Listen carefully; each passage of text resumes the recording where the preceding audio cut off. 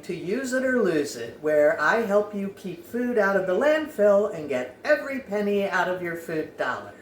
So we are about a week post-Thanksgiving, and of course, you know what that means, tons of leftovers. And I'm sure you're all now tired of turkey stir-fry, turkey hash, turkey casserole, etc., etc. Turkey stuffing cranberry sandwiches. Those are all things you can do with that leftover turkey.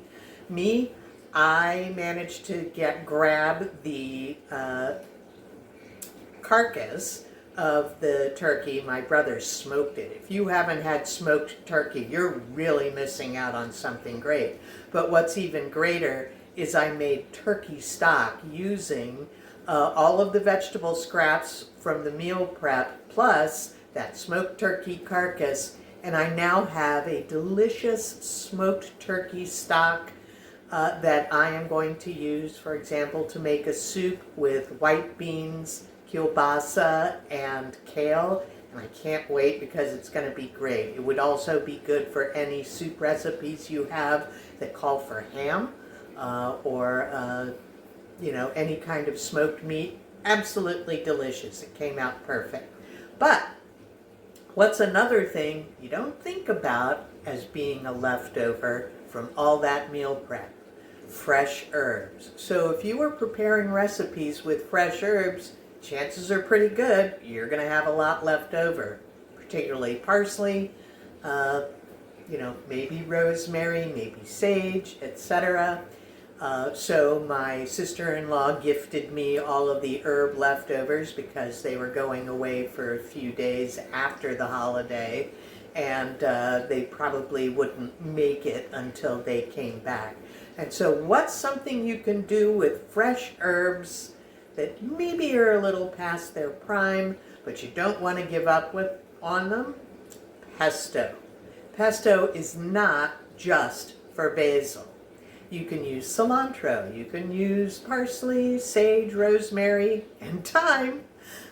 So I have already made my cilantro pesto, which was cilantro with pine nuts, parmesan, olive oil, garlic, and a little bit of lime juice. So you get that sort of Mexican flavor profile going there. And here's the really great thing about these herb pestos. You can freeze them.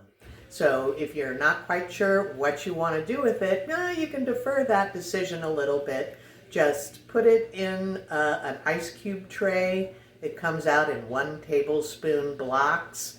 They're great to stir into a soup to give it extra flavor. You can use it, put it on top of a piece of meat like a chicken breast or a pork chop, kind of make a little sauce out of it, once it's defrosted, delicious. And, it's just something you can say, hey, I got these flavor cubes.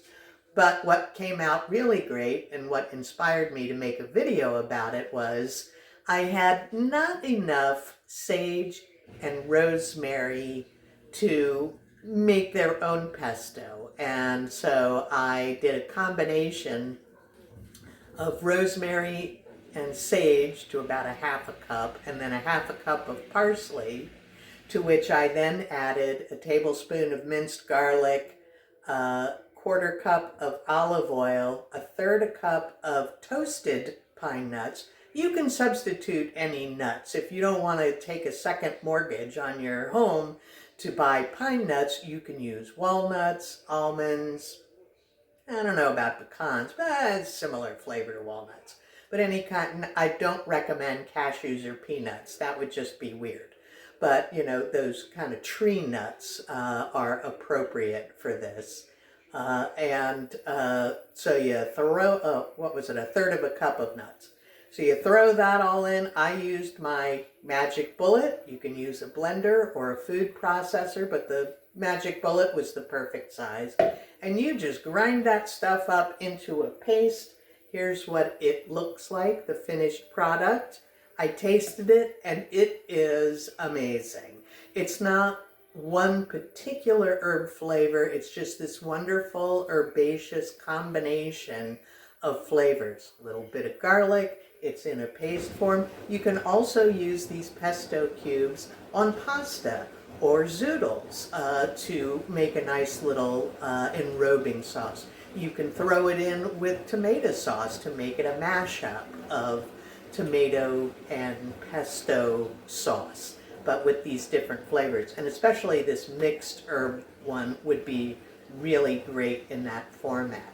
So the sky's the limit. Remember, pretty much anything I make, you can find a specific recipe for it online. Play around with a little.